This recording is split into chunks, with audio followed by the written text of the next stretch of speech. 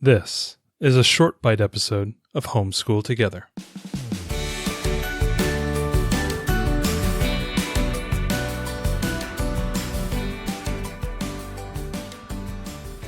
Hello and welcome back to Homeschool Together. Thanks so much for joining us. It's a short bite edition, and we're going to be reviewing a new game that we got over the holidays called Cascadia. It's not just the breakaway republic of British Columbia, Washington, Oregon, and Northern California. It is a wonderful game, very much like King Domino. A little bit, yeah. This is a game by Randy Flynn. This is from AEG. We really love AEG. They did Space Base, which is one of our all-time favorite games. They did Point Salad, which we just reviewed a couple weeks back. Love it. Also really good. We've introduced that game to a number of people now, and they both enjoyed it. So everybody likes Point Salad. AEG is pumping out good games. So Cascadia is a game. It's about 30 minutes to play, 30 to 45, depending on how many players you have. It does play 1 to 4, and it says 10 plus. I think our daughter could play it, but would not understand the strategy of it. So I feel like 9, 10 is probably about accurate on this one. Yep. So this is a tile drafting game, and they call it a spatial puzzle, which is pretty accurate. It's based on animals in the Pacific Northwest, so that we had to own it. That would be wrong. So you've got elk and fox, bear, hawk, and what was the last one? Moose. No. We got the elk. Salmon. Yeah. So anyways, so you have these different animal types, and there's a variety of different scoring cards for the animals that you're trying to build combinations. So you're basically going to be putting down terrain tiles that are like mountain or meadows and rivers.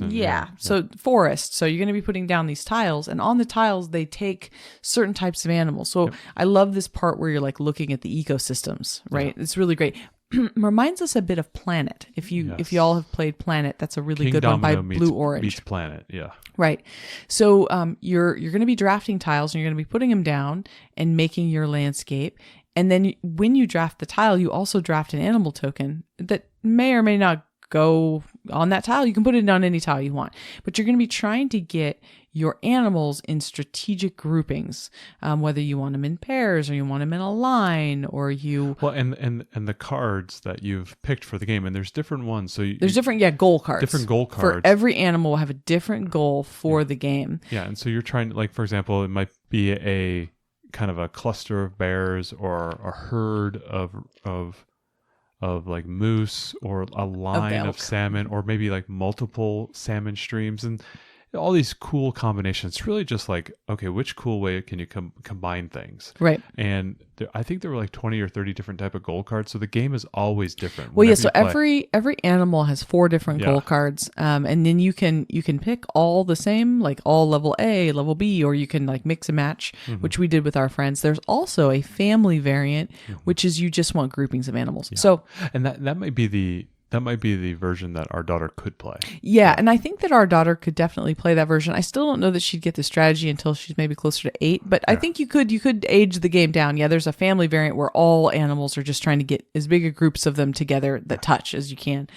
So you're playing for the strategic animal groupings.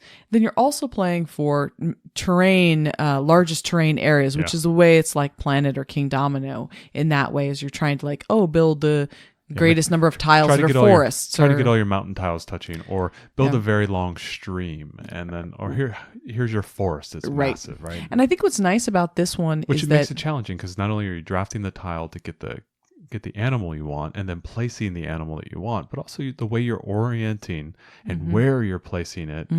You're building so there's like kind of 3 considerations every time you play on a turn. Right. Yeah. And I think the fact that you're drafting the animal and the tile at the same time, and they're put out in pairs, so you can't choose what animal you're going to get or what tile you're going to get. They come together. So, you could... And there's a way. They have an acorn token that you can earn by placing an animal character on a special tile. There's a certain amount of special tiles. And you can get an acorn that will allow you to then, spend the acorn to then say, okay, I want that tile, but this animal over here. Right. And that's a way to be able to not have to take the animal that's aligned with the tile. So there's some good strategy here. There's a little bit of ecosystem stuff in it.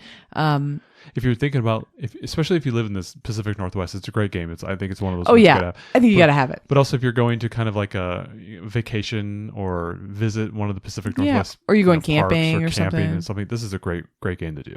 Yeah, I think it's a really terrific game. Definitely I'm really not a happy game. we have it. Definitely not a game that you can pack into a smaller box. So we always like to talk about when we go camping or traveling. That we want to take games that can, collapse down and be very, very light on the space.